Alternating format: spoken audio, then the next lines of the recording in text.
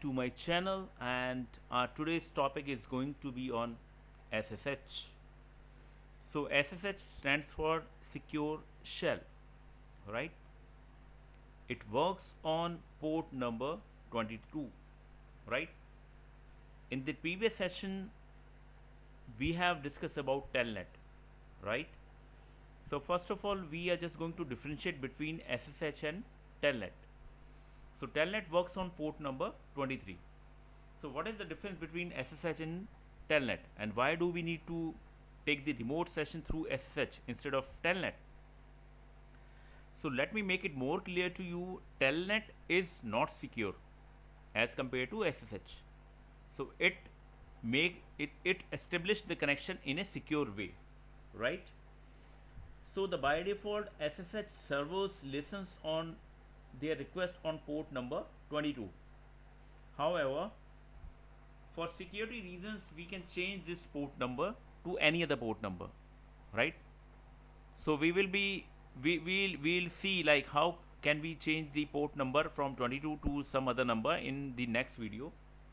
But in this current video, we are just going to see how we can configure the SSH, right? So we will be discussing about what all commands we use to configure the SSH. I'll make it more and more simple for you.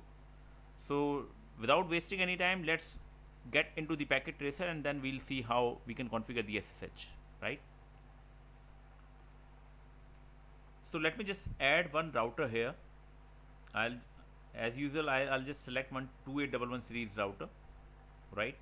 I'll just take one AND device so that we can take the remote through this laptop, right? Let me just make the connection. Let me choose this automatic cable, right? And as you know that once we are done with the configuration for this SSH, we would be able to take the remote of this router, right? Remotely, we can access this router remotely. But before that, we just need to configure the IP address also.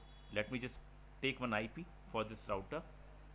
Let's say 192.168.1.1. This is the IP which we are going to assign it to my interface, router interface, that is FA0/0, right? We also need to configure the IP in the end device. So I will just take this as 1.2, right? So let me just go into my router interface. I'll just go to the CLI, and as it is asking me to enter the initial configuration dialog box by default, so I'll say no because I just want to configure the router myself. I don't want this router to take me to step-by-step configuration, right? So this is user mode, and this is our privilege mode, right? Let me just go to the global configuration mode. So we can just go to the global configuration mode by using this command conft, right? First of all, let me just assign the hostname for this router. Let's say the hostname of this router is Bangalore, right? Let me just add this here also, just for your reference. Bangalore, right? So we have assigned the hostname for this router, and we have assigned the IP for this. No, we have not yet assigned the IP. So let us just see. Do show IP interface brief. So as you can see that we have two interfaces, FA0/0 and FA0/1. So IP has not been assigned yet. So let me assign the IP to my this interface, right? So let me just go into this interface FA0/0 IP address 192.168.1.1, and this is the subnet mask, right? Let me just write the configuration. Let me just take it to the interface. Do show IP interface FA0/0. As you can see that IP has been assigned to my interface, It's a class C IP address with default value /24, right? And the broadcast address for this is 255.255.255.255, right? Let me just make this interface up, because as you know that by default all the router interfaces are in the shutdown state. I'll say no shut. As you can see, this interface is going up. Let me just write the configuration once again. Right, now let us start configuring this SSH now, right? Hostname we have already assigned, so we also need to assign the username and the password, right? Local username and the password. So let's begin with that only. Let me just come out from this username. Let's say Cisco, password Cisco at 123, right? Is that correct? We also enable the password, ENABLE, enable password Cisco at 123, because if we don't enable the password, it won't allow us to take the remote, right? Enable password Cisco at 123. Now we are just going to talk about the main command which will help us to configure this SSH, right? So to configure the SSH in this router, so we have to make use of IP domain name command, right? IP domain name, and we have to give any domain name, right? That could be of your choice, right? abc.com. In my case, I'm just taking it as abc.com. Then we have to run one more command, crypto key generate RSA. So guys, as you can see this, if you read this, the name for the keys will be, by default it will take the name of the router .abc.com. Based on this name, it will generate the crypto key, right? Now it is also asking us to choose the size of the key modulus, right? Choose the size of the key modulus in the range of 362.2048 for your general purpose keys. Choosing a key modulus greater than 512 may take a few minutes. So as you can see this, if we are taking the key, right, as more than 512, so it might take little time, but the more the range, the greater the encryption would be, right? So I'm just going to take the modulus number as 2048.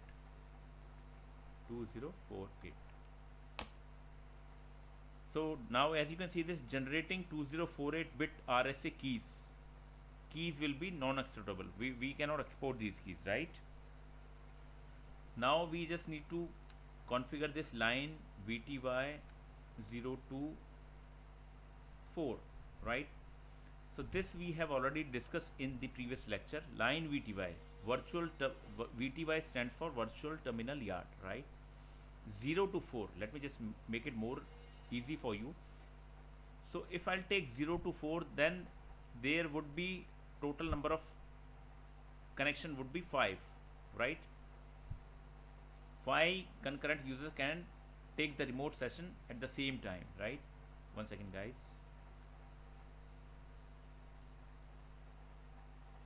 Right, if I'll make it 0 to 3, then there would be 4 concurrent users can take the SSH at the same time, right?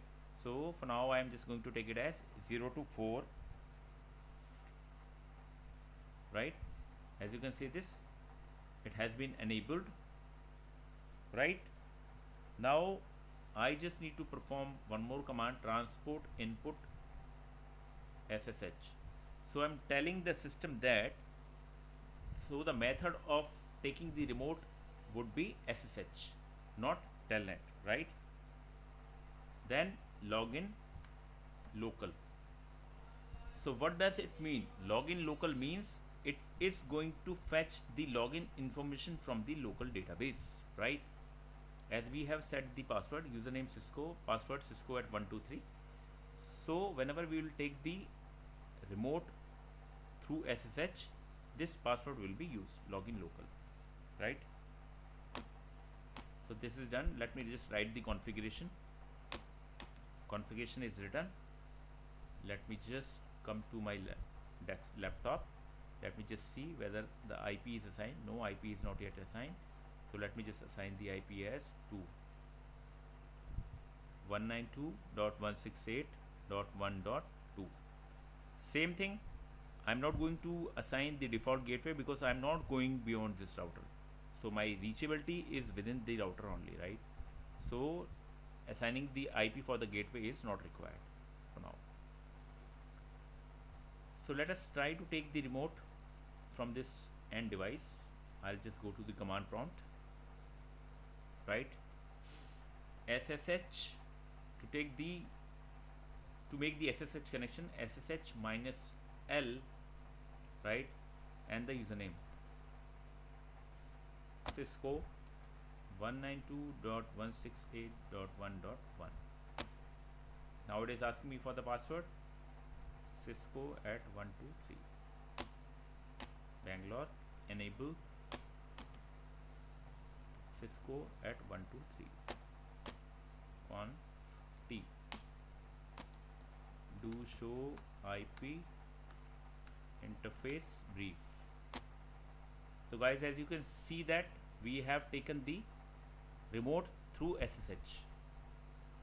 So let me just show you the command once again, what all commands we have performed to make the connection. So how we can do this? Do show run. So it is going to show you the running configuration, right? So first of all, we assign the hostname to this device with the help of this hostname command, and the hostname is Bangalore. We enabled the password, enable password Cisco at 123, right? We also enabled the local username and the password, because as I told you, like login local, it is going to take the username and the password from the local database, right? And we also performed some command. One second. Do show run. One second.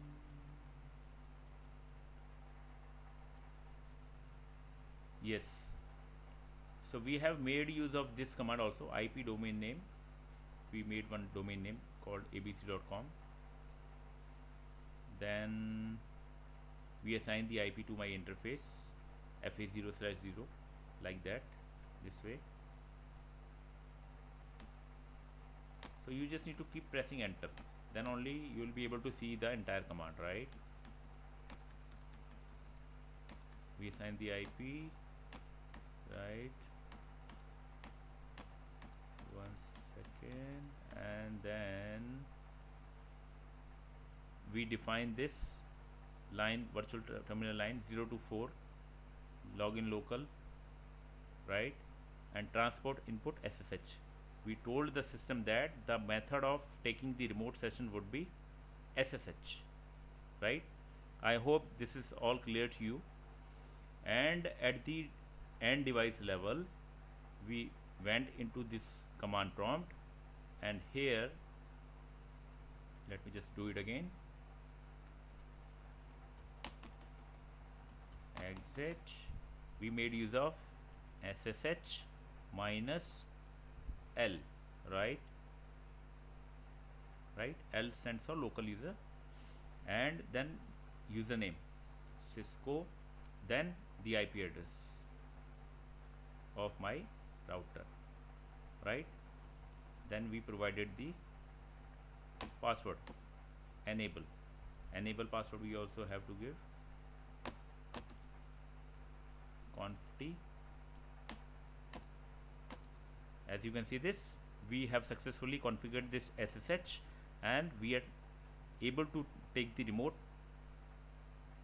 session remotely, right? So guys, if you have any doubts or if you need any clarification on SSH or Telnet, so I would request you to please put down in the comment section.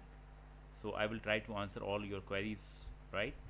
And very important thing is, like, if you like my videos, I would request you to please subscribe to my channel and press the bell icon so that you can just see all my upcoming videos. So thank you for watching my video, and hope to see you soon in my next video. Thank you.